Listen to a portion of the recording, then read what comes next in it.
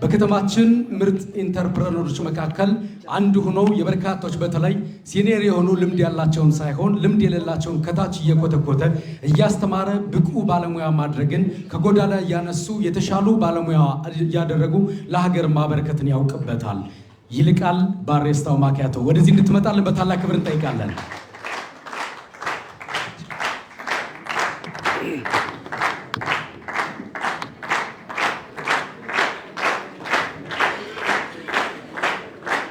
ይልቃል ወይም ደግሞ በስራው ባሬስታው ማኪያቶ የተለየ ወዳጅነት የተለየ ቅርርብ እንዳላቸው ሰምቻለሁና ከስጦታው በፊት አንድ ነገር ብል ብሎኛል።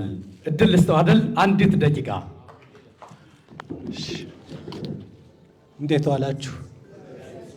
እኔ ባሬስታው እባላለሁ። ያው ሰነን ማቀው ከ4 ዓመት በፊት ነው። አጋጣሚ በዚህ ድርጅት ውስጥ በዩኒሰን ተቀጥሬ ይሰራ ነበር። እዚህ መጥቶ ነው ያወቅኩት። በሌላ ጊዜ የራሴን ትንሽ ቢዝነስ ከፍቻለሁ ስለው ደወለልኝ። ምን ልታዘዝ ስለው ካንተ ቤት አስተናጋጁኜ መስራት እፈልጋለሁ አለኝ።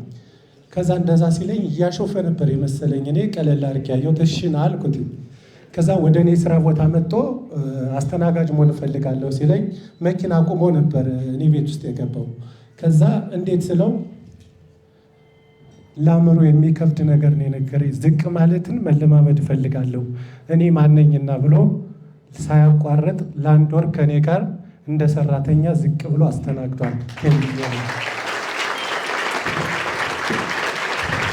እና በዚህ አጋጣሚ ለቀጠርኳቸው ሰራተኞች ራሱ ለንግግር እንኳን ጥንቃቄ እንዲኖረኝ እንደዚህ አይነት ስለ ልቦና ስለሰጠኝ ስላወቅኩህ በጣም ነው የማመሰግነው።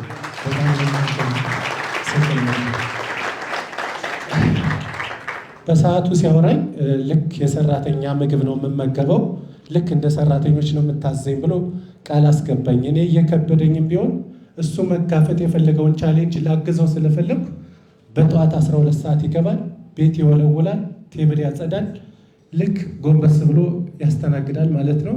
አጋጣሚ ከጀርባ ሆኜ ፎቶ አንስቼው ነበር እና ሳሳየው እኔ ፎቶ አልወድም አለኝ። ፊቱ አይታይም፣ ፌስቡክ ላይ ራሱ ለጥፌው ነበር፣ ፊቱ አይታይም። እና ስነዬ በጣም ነው የማከብርህ። ይህን እድል በአንተ ምክንያትም ስላገኘው ከአንተ ጎን ስለቆምኩ በጣም ነው የማመሰግን። በብዙ ነገር ደግፈኝ ዛሬ ከአንድ ካፌ ወደ 2 ካፌ እንዲኖረኝ በአንተ ምክንያት ነውና አመሰግናለሁ። ስለዚህ ወደዚህ ስመጣ እሱ ይመጣል ሲባል